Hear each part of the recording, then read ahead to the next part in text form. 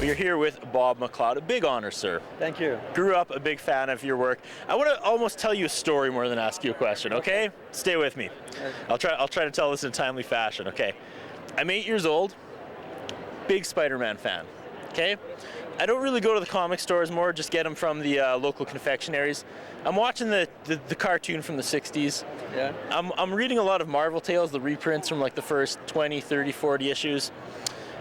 Suddenly, I get my hands on this 6-part saga called Kraven's Last Hunt. Yeah. I want to read the whole thing in its entirety. I save it for my summer vacation at the lake. I'm 8. I was going to say, you're a little young for that story. I am. So, and at the scope at the time, Spider-Man was very cartoony of what I was reading. You know, he'd punch the vulture would do a backflip and land in some hilarious place. That was kind of my scope of Spider-Man. So, I stay up late. I read Kraven's Last Hunt in the cabin by a flashlight while it's raining outside. What do you think that did to me? That creeped you out, I'm sure. You must have had nightmares. What do you remember about working on that story? Did you know you were kind of breaking new ground being a part of that? No, actually, no.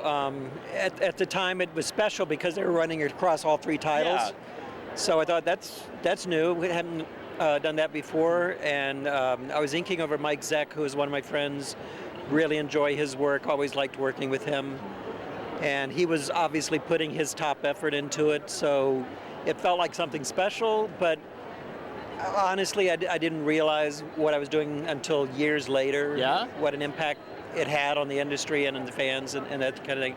It was pretty much just another job, when a top-level job, but just another job that I didn't think that much about at the time. For those not familiar with the story, you're introduced to, I don't know, suicide, sexual assault, like horrible revenge, fear of dying, fear of mortality. It's all encompassing. This vermin creature eating humans. Yeah, there's cannibalism. It really is a story of revenge with my favorite anticlimax ever.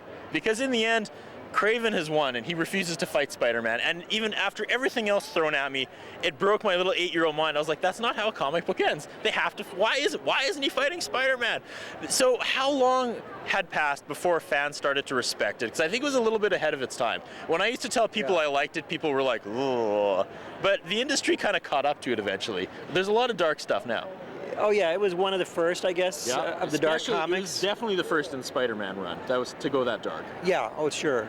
So it was a little bit ahead of its time, but as it was coming out, it got a lot of attention, a lot of excitement. But then I jumped onto something else and forgot about it. Aww. And it was like, really, I didn't realize the impact it had until 8 years later. You said it was just kind of another job, you were on to the next thing. So if it wasn't Kraven's Last Hunt, what are you most proud of when you look at your career? Oh, the stuff that I penciled myself, probably. I love inking other artists. It's a great art in itself, and get a lot of satisfaction from it. But really, something I'm going to take pride in as an artist is going to be my own drawings. So I worked on Superman for a couple years. Thought I did some good stuff on Superman. Penciled Star Wars for a few issues. Thought I did some good work there.